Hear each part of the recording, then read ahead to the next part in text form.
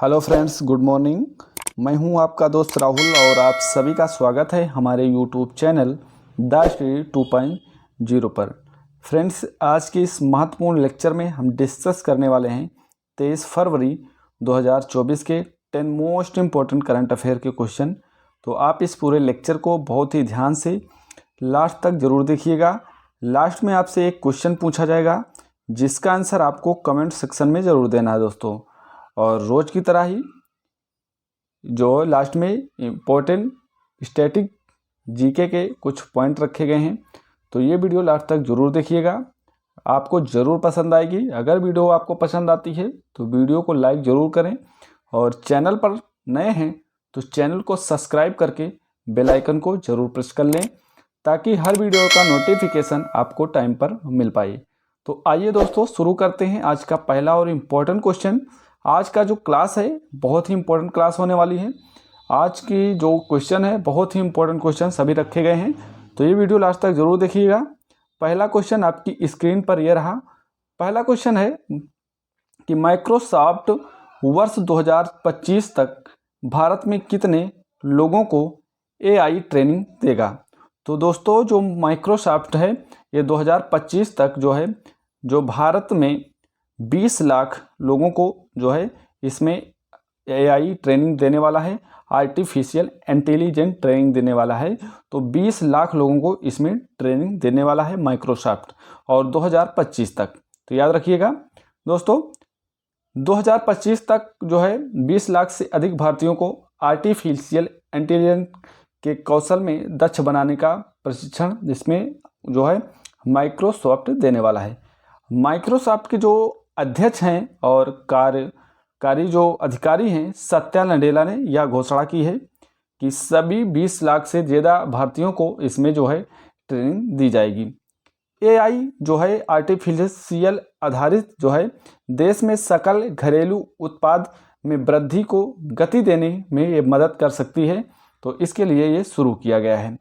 तो अब आइए दोस्तों जानते हैं क्वेश्चन नंबर 2 है। क्वेश्चन नंबर 2 दोस्तों, सैफ अंडर 19 महिला फुटबॉल चैंपियनशिप 2024 का खिताब किसने जीता। दूसरा क्वेश्चन है, तो इसमें जो सैफ अंडर 19 महिला फुटबॉल चैंपियनशिप का खिताब जीता है 2024 में, तो भारत और बांग्लादेश की संयुक्त टीम ने जीता है। तो याद रखना, इसका right answer option number A हो जाएगा। ऑप्शन नंबर ए इसका राइट आंसर। आइए डिटेल में जानते हैं दोस्तों। सैफ अंडर जो 19 है महिला फुटबॉल चैंपियनशिप 2024 का जो आयोजन है, ये बांग्लादेश की जो राजधानी है ढाका, यहाँ पर आयोजन किया गया है। और फाइनल मुकाबले में भारत और बांग्लादेश को संयुक्त विजेता घोषित किया गया है फाइनल मुकाबले में। तो याद रखिएगा। आइए बात करते हैं यहाँ पर सैफ के बारे में, SAFF south Asian football federation के बारे में। इसका जो सैफ का जो गठन होता है 1997 में इसका गठन किया जाता है, और इसका जो मुख्यालय है वो बांग्लादेश ढाका में इसका मुख्यालय है। इसमें जो सदस्य देश हैं 7 हैं। भारत है, बांग्लादेश है, नेपाल, पाकिस्तान, मालदीव, श्रीलंका, भूटान। इसके 7 सदस्य देश हैं। और अध्यक्ष वर्तमान में ओकाजी सलाउद्दीन इसके अध्यक्ष हैं। फुटबॉल से संबंधित जो कप हैं एक बार देख लेते हैं। रोवर्स कप है फुटबॉल संबंधित, Santosh trophy, Subroto cup, Durand cup, Ashutosh cup और मर्डेका कप, ये सभी फुटबॉल के कप हैं, याद रखना, ट्रॉफियां हैं। तो ये सभी इंपॉर्टेंट पॉइंट आपकी याद करके रखेंगे। आइए दोस्तों बात करते हैं क्वेश्चन नंबर 3 के बारे में। क्वेश्चन नंबर 3 है कि विश्व सरकार शिखर सम्मेलन 2024 के लिए किन देशों को सम्मानित अतिथि घोषित किया गया है। तो सम्मानित जो अतिथि घोषित किया गया है वो भारत, तुर्की और कतर, ये तीनों देशों को सम्मानित अतिथि घोषित किया गया है। तो ऑप्शन नंबर इसका डी इसका राइट आंसर हो जाएगा दोस्तों। ऑप्शन नंबर डी इसका राइट आंसर हो जाएगा। आइए डिटेल में जानते हैं थोड़ा इसके बारे में। तो भारत, तुर्की और कतर को फरवरी तक दुबई में होने वाले 2024 के विश्व सरकार शिखर सम्मेलन में अतिथि घोषित किया गया है इन तीनों देशों को। और इस सम्मेलन की जो थीम रखी गई है वो रखी गई भविष्य की सरकारों को आकार देना। तो भविष्य की सरकारों को आकार देना इस बार इसकी थीम है। और इस सम्मेलन में भारत की ओर से प्रधानमंत्री नरेंद्र मोदी जी शामिल होने वाले हैं। तो इसमें नरेंद्र मोदी जी शामिल होंगे, तो याद करके रखना दोस्तों ये सेशन आपको पसंद आ रहा हो तो वीडियो को लाइक ज़रूर करें, और चैनल पर नए हैं तो चैनल को सब्सक्राइब करके बेल आइकन को ज़रूर प्रेस कर लीजिए। दोस्तों आइए दोस्तों बात करते हैं प्रमुख सम्मेलन के बारे में। प्रमुख सम्मेलन के बारे में एक बार डिस्कस कर लेते हैं। आपसे अगर पूछे गोल मेज सम्मेलन 2024, इसका जो आयोजन है वो नई दिल्ली में किया गया है। और 7वां हिंद महासागर सम्मेलन 2024 ये पर्थ ऑस्ट्रेलिया में है, वहाँ पर आयोजन हुआ है। और स्टॉप टीबी पार्टनरशिप मीटिंग जो 2024 में हुई है वो बीजिंग में हुई है। अगर आपसे पूछे भारत ऊर्जा सप्ताह 2024 ये गोवा में आयोजित की गई है। नेक्स्ट आइए देखते हैं, यहाँ पर और भी हैं सम्मेलन। अगर आपसे पूछे कि भारत नाइजीरिया संयुक्त आयोग बैठक 2024 कहाँ पर हुई, तो ये अबुजा नाइजीरिया में हुई है। खनन मंत्रियों के सम्मेलन 2024 में कहाँ पर हुए, तो ये भोपाल मध्य प्रदेश में हुए हैं। क्षेत्रीय राजभाषा सम्मेलन 2024 ये बेंगलुरु में आयोजित किया गया है। ब्रिक्स इंडिया 2024 ये हैदराबाद में आयोजित किया गया है। तो ये प्रमुख सम्मेलन है, याद रखना। आइए दोस्तों बात करते हैं नेक्स्ट क्वेश्चन की। क्वेश्चन नंबर 4 है, आपसे पूछा गया है कि लक्ष्मी नारायण अंतर्राष्ट्रीय पुरस्कार से किसे सम्मानित किया गया है। तो लक्ष्मी नारायण अंतर्राष्ट्रीय पुरस्कार से जो सम्मानित किया गया है वो प्यारेलाल शर्मा को सम्मानित किया गया है। यहाँ पर देख पा रहे हैं प्यारेलाल शर्मा को, तो इन्हें जो है प्यारेलाल शर्मा को लक्ष्मी नारायण अंतर्राष्ट्रीय पुरस्कार से सम्मानित किया गया है। तो ऑप्शन नंबर इसका सी राइट आंसर हो जाएगा, प्यारेलाल शर्मा। आइए दोस्तों डिटेल में जानते हैं इनके बारे में। संगीतकार हैं ये प्यारेलाल शर्मा, इसके बारे में याद रखना। तो आपसे पूछे कि प्यारेलाल शर्मा का संबंध किससे है, तो ये संगीतकार हैं। संगीतकार प्यारेलाल शर्मा को कला में उनके योगदान के लिए लक्ष्मी नारायण अंतर्राष्ट्रीय पुरस्कार से सम्मानित किया गया है। प्यारेलाल शर्मा को 2024 में पद्म भूषण भी दिया गया है। और ये गीतकार एल सुब्रमण्यम और कविता जो है कृष्णमूर्ति द्वारा लक्ष्मी नारायण अंतर्राष्ट्रीय पुरस्कार प्रदान किया गया है। और लक्ष्मी नारायण और प्यारेलाल की जो जोड़ी ने 1963 में जो फिल्म पारसमढ़ी जो फिल्म है, इससे संगीतकार के रूप में अपने करियर की शुरुआत की थी इन्होंने, तो याद रखना। अब दोस्तों बात करते हैं यहाँ पर हाल ही में प्रदान किए गए पुरस्कारों के बारे में। तो अगर आपसे पूछे कि outstanding business women of the year किसे दिया गया है, तो ये डॉक्टर बीना मोदी को दिया गया है। अगर आपसे पूछे शंकर स्मृति पुरस्कार किसे दिया गया है, तो ये पुजारी ईश्वरी प्रसाद को दिया गया है। भारत रत्न 2024 जो दिया गया है ये लाल कृष्ण आडवाणी और कर्पूरी ठाकुर को दिया गया है। हालांकि 5 लोगों को भारत रत्न 2024 दिया गया है, 5 लोगों को मिल चुका है। अभी इस वीडियो में जो और भी मिले हैं उनके बारे में हम डिस्कस करेंगे। तो 5 लोगों को 2024 का भारत रत्न मिल चुका है। तो आइए दोस्तों आगे बढ़ते हैं। तो ये लाल कृष्ण आडवाणी और कर्पूरी ठाकुर, इनको 2024 का भारत रत्न से सम्मानित किया गया है। आइए दोस्तों बात करते हैं यहाँ पर महागौरव पुरस्कार से किसे सम्मानित किया गया है, तो निखिल वाघ को सम्मानित किया गया है। कर्नल सीके नायडू अवार्ड से किसे सम्मानित किया गया है, तो रवि शास्त्री को सम्मानित किया गया है। अगर आपसे पूछे फिल्म फेयर अवार्ड में बेस्ट अभिनेता किसे चुना गया है, तो ये रणबीर कपूर को चुना गया है। और जो बेस्ट अभिनेत्री हैं वो आलिया भट्ट को चुना गया है। तो ये थे दोस्तों जो प्रदान किए गए पुरस्कार हैं, तो याद रखना। क्वेश्चन नंबर 5 की बात करते हैं।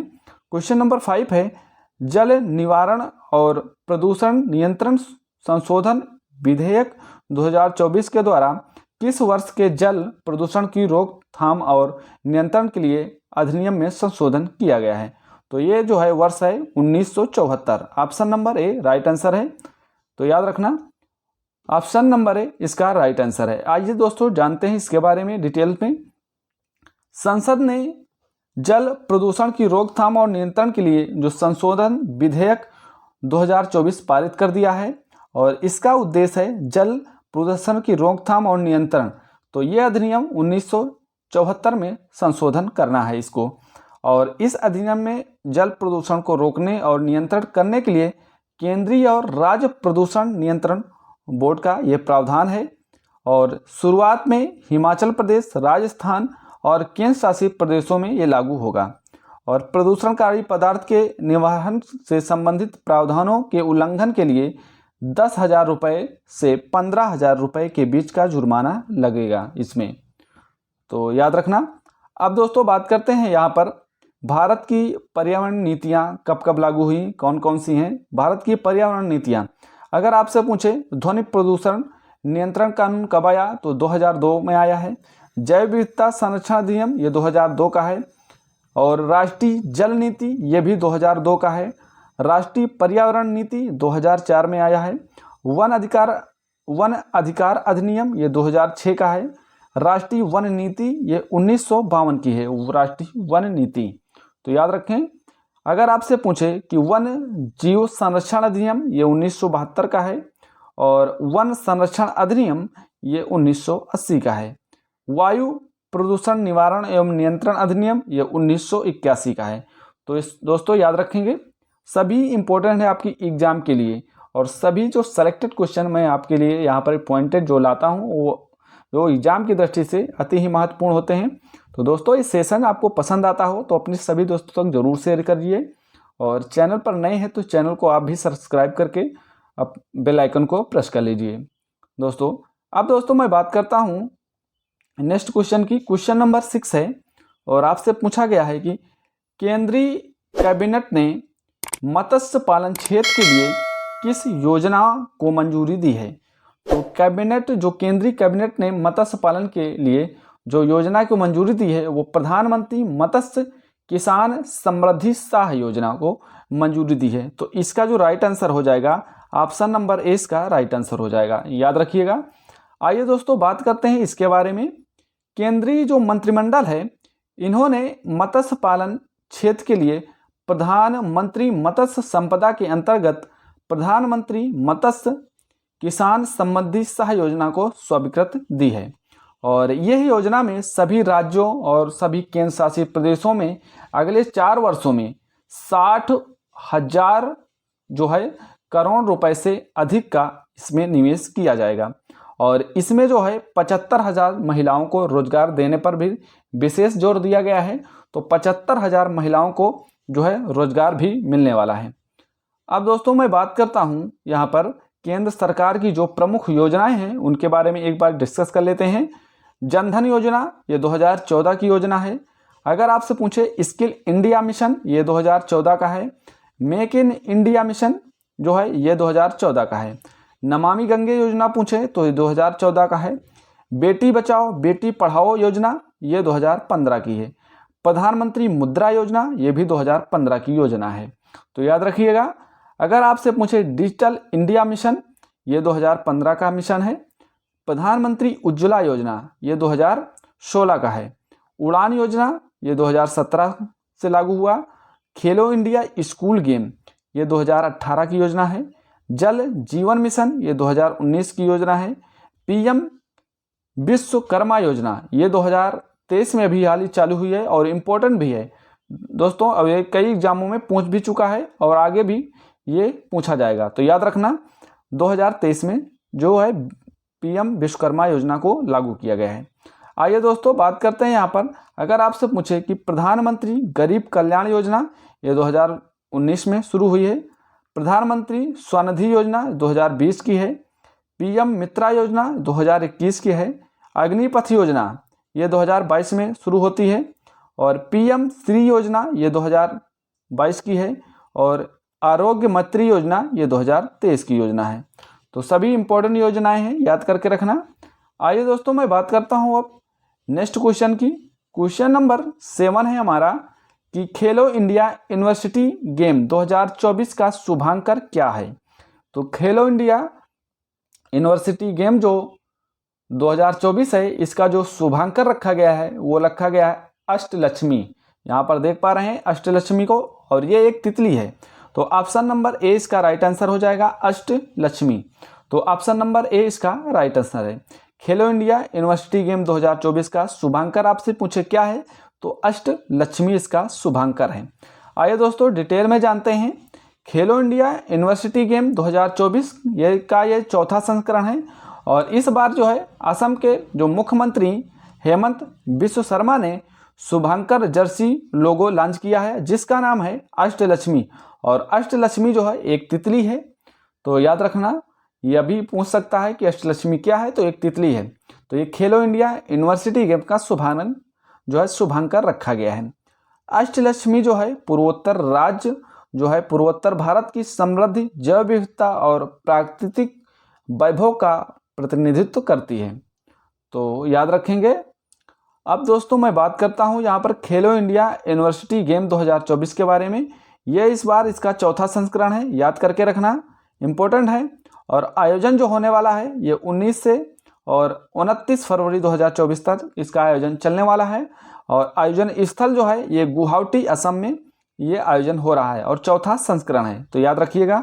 इसमें जो कुल खेल होंगे 20 खेल होंगे। कुछ जो एथलीट भाग लेने वाले हैं वो 4500 इसमें एथलीट भाग लेने वाले हैं। और यूनिवर्सिटी जो है यहाँ पर भाग लेने वाली 20 से अधिक यूनिवर्सिटी यहाँ पर भाग लेने वाली हैं, तो याद रखिएगा, इंपॉर्टेंट फैक्ट है ये सारे। अब दोस्तों मैं बात करता हूँ यहाँ पर प्रमुख शुभांकर के बारे में, एक बार जान लेते हैं। अगर आपसे पूछे खेलो इंडिया शीतकालीन खेल 2024 का शुभांकर क्या था, तो CNAC इसका शुभांकर था।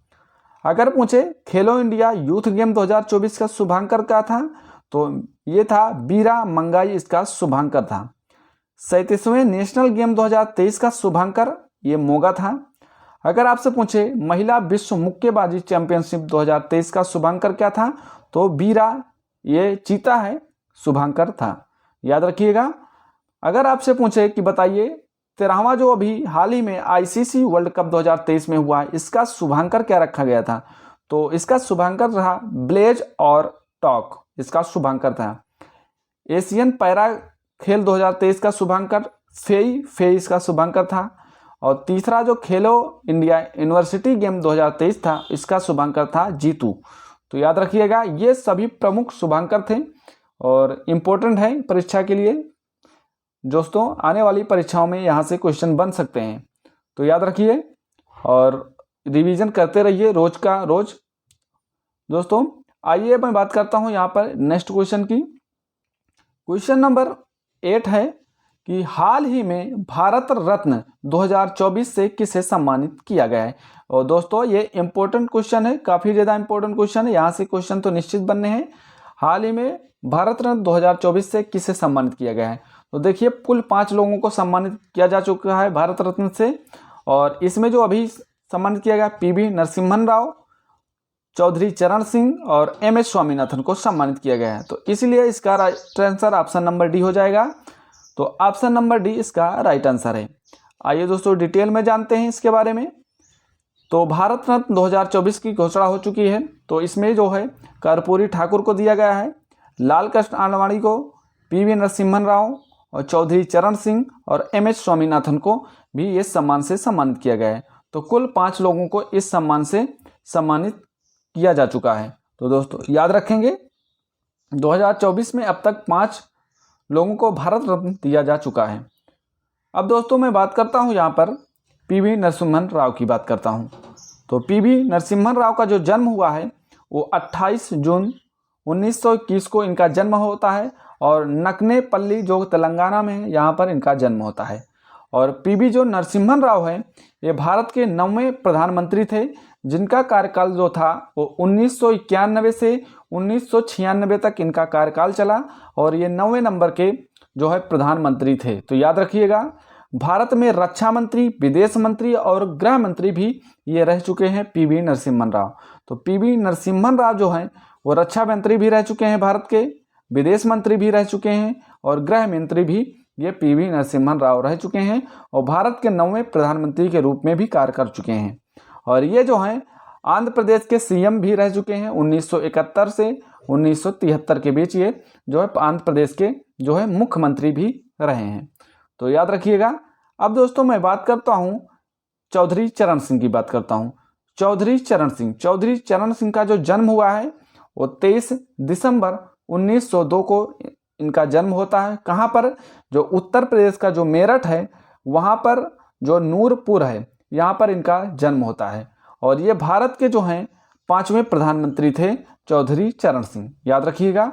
और इन्हीं के जन्मदिन पर जो है राष्ट्रीय किसान दिवस के रूप में भी मनाया जाता है। तो 23 दिसंबर को दोस्तों राष्ट्रीय किसान दिवस के रूप में मनाया जाता है। तो याद रखिएगा चौधरी चरण सिंह के बारे में।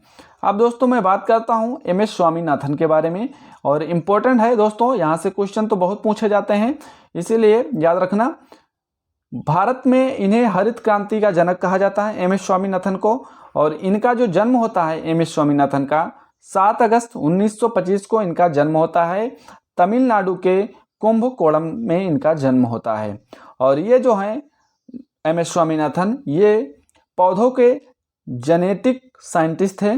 तो ये पौधों के जेनेटिक साइंटिस्ट थे एम.एस. स्वामीनाथन, और इन्हें जो है हरित क्रांति के जनक के रूप में जाना जाता है। और इन्हें जो है पद्मश्री से 1967 में सम्मानित किया गया है। 1971 में रमन मैग्सेसे अवार्ड भी इन्हें प्राप्त हो चुका है। और पद्म भूषण की बात करें तो 1972 में एम.एस. स्वामीनाथन को पद्म भूषण भी दिया जा चुका है। और 1989 में पद्म विभूषण भी इन्हें दिया जा चुका है। और टाइलर अवार्ड है इन्हें 1991 में इस अवार्ड से भी सम्मानित किया जा चुका है। और 2024 में जो इन्हें भारत रत्न दिया गया है। तो याद रखिएगा। अब मैं दोस्तों बात करता हूं यहाँ पर क्वेश्चन नंबर 9 की। क्वेश्चन नंबर 9 है और इम्पोर्टेंट क्वेश्चन है। पूछा गया है कि भारत का सबसे बड़ा बैटरी एनर्जी स्टोरेज सिस्टम आधारित सौर ऊर्जा संयंत्र कहाँ स्थापित किया गया है। तो ये जो स्थापित किया गया है छत्तीसगढ़ का एक जिला है जिसका नाम है राजनांदगांव। तो ऑप्शन नंबर सी इसका राइट आंसर हो जाएगा, राजनांदगांव। यहाँ पर जो है सबसे बड़ा भारत का बैटरी एनर्जी स्टोरेज सिस्टम आधारित सौर ऊर्जा संयंत्र स्थापित किया गया है। तो छत्तीसगढ़ राजनांदगांव में स्थापित किया गया है, याद रखिएगा। आइए डिटेल में जानते हैं। जो बैटरी एनर्जी स्टोरेज सिस्टम आधारित सौर ऊर्जा संयंत्र जो है इसकी शुरुआत जो होती है ये होती है 2016 में। और स्थान जो है वो है राजनांदगांव जो जिला है छत्तीसगढ़ का यहाँ पर, ठीक है। और बिजली का उत्पादन जो यहाँ पर होगा 5 लाख यूनिट से अधिक जो है यहाँ पर प्रतिदिन उत्पादन होने वाला है बिजली का। और स्थापना की मैं बात करूँ तो इसकी स्थापना में जो है सोलर कॉरपोरेटर ऑफ इंडिया और छत्तीसगढ़ पावर जो डिस्ट्रीब्यूशन है कंपनी, ये मिलकर इसकी स्थापना किए हैं। तो याद रखिएगा दोस्तों। मैं बात करता हूँ यहाँ पर इसकी लागत के बारे में। तो इसकी जो लागत आई है वो 960 करोड़ रुपए इसकी लागत आई है। और ये देश का पहला है जो है ऑन ग्रिड सोलर सिस्टम है। और इसमें जो है 100 मेगावाट का संयंत्र है और 4.5 लाख जो मीट्रिक टन कार्बन उत्सर्जन में इसमें कमी आएगी इसके उपयोग से। तो 4.5 लाख मीट्रिक टन कार्बन उत्सर्जन में कमी आने वाली है। तो ये थे दोस्तों इस क्वेश्चन से इंपॉर्टेंट कुछ फैक्ट, तो याद रखना अति महत्वपूर्ण है परीक्षा के लिए। अब दोस्तों मैं बात करता हूँ यहाँ पर महत्वपूर्ण करंट अफेयर के बारे में। गुजरात के मेहसाणा जिले में जो मोढेरा गांव है, मोढेरा गांव को भारत का पहला सौर ऊर्जा संचालित गांव घोषित किया गया है। तो सौर ऊर्जा संचालित जो गांव है भारत का पहला, वो गुजरात का मोढेरा गांव है। अगर मैं आपसे पूछूं कि सौर ऊर्जा पर 100% चलने वाला भारत का पहला केंद्र शासित प्रदेश कौन बना है, तो ये बना है दीव। मध्य प्रदेश का पहला सौर ऊर्जा संचालित जो है शहर आपसे पूछे तो यह सांची शहर। तो सांची शहर जो है मध्य प्रदेश का पहला सौर ऊर्जा संचालित शहर है। तेलंगाना के रामगुंडम में भारत का सबसे बड़ा दोस्तों उत्पादन क्षमता के मामले में तैरता हुआ सौर ऊर्जा संयंत्र स्थापित किया गया। कहाँ पर? तेलंगाना के रामगुंडम में। तो याद रखिएगा। अगर दोस्तों आपसे पूछें कि उत्तर प्रदेश की सबसे बड़ी फ्लोटिंग और सौर ऊर्जा परियोजना कहाँ तैयार की गई है, तो ये चंडीगढ़ में तैयार की गई है। दोस्तों याद रखिए, उत्तर प्रदेश की सबसे बड़ी फ्लोटिंग और सौर ऊर्जा परियोजना जो है वो चंडीगढ़ में तैयार की गई है। प्रधानमंत्री जो सर्वोदय योजना की शुरुआत की बात करता हूं तो इसकी शुरुआत 2024 में हो गई है और इसके अंतर्गत जो दोस्तों 1 करोड़ घरों पर सोलर पैनल स्थापित किए जाएंगे। और अगर केरल में भारत की पहली सौर ऊर्जा से संचालित नाव का भी नौका शुरू किया गया है जिसका नाम आदित्य है। तो याद रखना, आदित्य एक नौका है। तो केरल में इस सौर ऊर्जा से संचालित नौका है आदित्य, जिसका नाम है। तो याद रखिएगा दोस्तों। मैं अब बात करता हूं यहाँ पर क्वेश्चन नंबर 10 की, और इम्पोर्टेंट क्वेश्चन है, याद रखिएगा। आपसे पूछा है कि विश्व दलहन दिवस कब मनाया जाता है। तो जो विश्व दलहन दिवस है दोस्तों, वो 10 फरवरी को मनाया जाता है। तो ऑप्शन नंबर ए इसका राइट आंसर है। विश्व दलहन दिवस 10 फरवरी को मनाया जाता है। अब आइए दोस्तों बात करते हैं इसके बारे में। ये विश्व दलहन दिवस की जो घोषणा हुई है वो 2019 में इसकी घोषणा होती है, और इसकी इस बार जो थीम है दालें, पौष्टिक, मिट्टी और लोग, इसकी जो है क्या है, थीम है। तो याद रखना। और उद्देश्य जो इसका है दालों के पोषण और पर्यावरणीय लाभों के बारे में जागरूकता को यहाँ पर बढ़ाना, इसका जो है उद्देश्य है। और जो अंतर्राष्ट्रीय दलहन वर्ष घोषित किया गया है वो 2016 को अंतर्राष्ट्रीय दलहन वर्ष के रूप में घोषित किया गया था। तो याद रखिएगा दोस्तों। अब हम बात करते हैं फरवरी माह के जो प्रमुख दिवस हैं उन पर एक बार चर्चा करते हैं। अगर आपसे पूछे श्रीलंका का राष्ट्रीय दिवस कब मनाया जाता है, तो 4 फरवरी को मनाया जाता है। सुरक्षित इंटरनेट दिवस की बात करें तो ये 6 फरवरी को। राष्ट्रीय कृमि मुक्ति दिवस ये 10 फरवरी को मनाया जाता है, और इसी दिन जो है दलहन दिवस के रूप में मनाया जाता है। राष्ट्रीय उत्पादकता दिवस ये 12 फरवरी को मनाया जाता है। विश्व रेडियो दिवस ये 13 फरवरी को, और इसी दिन सरोजिनी नायडू का जो हैप्पी बर्थडे मनाया जाता है 13 फरवरी को। तो याद रखना दोस्तों। और दोस्तों इसी दिन जो है अंतर्राष्ट्रीय मृगी दिवस के रूप में भी 13 फरवरी को मनाया जाता है। तो 3 दिवस 13 फरवरी को मनाए जाते हैं, याद रखना। विश्व जन्मजात हृदय दोष जागरूकता दिवस ये मनाया जाता है 14 फरवरी को। और 16 फरवरी को जो मनाया जाता है विश्व मानव विज्ञान दिवस मनाया जाता है। अरुणाचल प्रदेश का जो स्थापना दिवस मनाया जाता है वो 20 फरवरी को मनाया जाता है, और 20 फरवरी को ही मिजोरम स्थापना दिवस भी के रूप में भी मनाया जाता है। और इसी दिन 20 फरवरी को ही विश्व सामाजिक न्याय दिवस के रूप में भी मनाया जाता है। तो याद रखना 20 फरवरी को अरुणाचल प्रदेश की स्थापना दिवस, मिजोरम की स्थापना दिवस, और इसी दिन 20 फरवरी को विश्व सामाजिक न्याय दिवस के रूप में भी मनाया जाता है। अगर दोस्तों आपसे पूछे कि अंतर्राष्ट्रीय मातृभाषा दिवस कब मनाया जाता है, तो 21 फरवरी को मनाया जाता है अंतर्राष्ट्रीय मातृभाषा दिवस। और 24 फरवरी को केंद्रीय उत्पादन शुल्क दिवस मनाया जाता है। 27 फरवरी को विश्व NGO दिवस के रूप में मनाया जाता है, और 28 फरवरी को राष्ट्रीय विज्ञान दिवस मनाया जाता है। तो ये थे दोस्तों फरवरी माह के कुछ इम्पोर्टेंट दिवस, याद रखिएगा। तो दोस्तों बात करते हैं स्टैटिक जीके के बारे में। स्टैटिक जीके में रिवीजन में पहला पॉइंट है कि उच्च न्यायालय की मुख्य न्यायाधीश नियुक्त होने वाली पहली महिला। तो उच्च न्यायालय की मुख्य न्यायाधीश जो नियुक्त होने वाली पहली महिला थी वो महिला थी न्यायाधीश लीला सेठ। तो नाम इनका याद रखना। सुप्रीम कोर्ट की न्यायाधीश नियुक्त होने वाली आपसे पहली महिला पूछे तो ये थी न्यायाधीश M फातिमा बीबी। तो M फातिमा बीबी जो थी वो सुप्रीम कोर्ट की थी, और उच्च न्यायालय की जो थी वो लीला सेठ थी। लोकसभा के अध्यक्ष पद पर नियुक्त होने वाली पहली महिला आपसे पूछे तो ये मीरा कुमार थी। मिस यूनिवर्स का खिताब जीतने वाली पहली महिला आपसे पूछे तो ये सुष्मिता सेन थी। मिस वर्ल्ड का खिताब जीतने वाली पहली महिला ये थी रीता फारिया। और भारत रत्न से सम्मानित होने वाली पहली महिला तो ये थी इंदिरा गांधी। अगर आपसे पूछे एक भारतीय राज्य की पहली महिला राज्यपाल कौन थी, तो वो थी श्रीमती सरोजिनी नायडू, पहली महिला राज्यपाल थी। एक भारतीय राज्य की पहली महिला मुख्यमंत्री कौन थी, तो ये थी सुचेता कृपलानी। तो याद रखिएगा। देश की पहली महिला आपसे पूछे केंद्रीय मंत्री कौन थी, तो ये थी राजकुमारी अमृता कौर।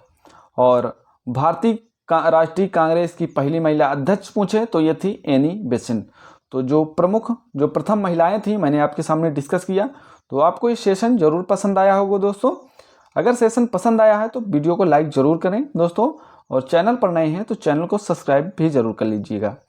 दोस्तों आज का हमारा जो कल का आपसे प्रश्न था, मेरा पूछा गया था कि किस मूर्तिकार द्वारा तैयार की गई भगवान रामलला की 51 इंच ऊंची मूर्ति राम मंदिर में स्थापित की गई है।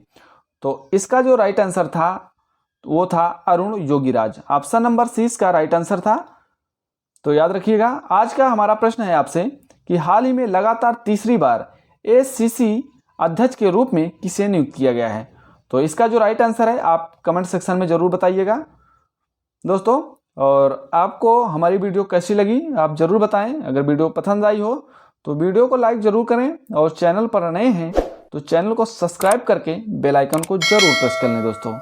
और कमेंट सेक्शन में ज़रूर बताएं और इसका फीडबैक भी ज़रूर दें कि आपको हमारी वीडियो कैसी लगी, और अच्छी लगी हो तो अपने सभी दोस्तों तक शेयर भी करें दोस्तों। तो आज के लिए सभी दोस्तों को जय हिंद जय भारत मेरी तरफ से।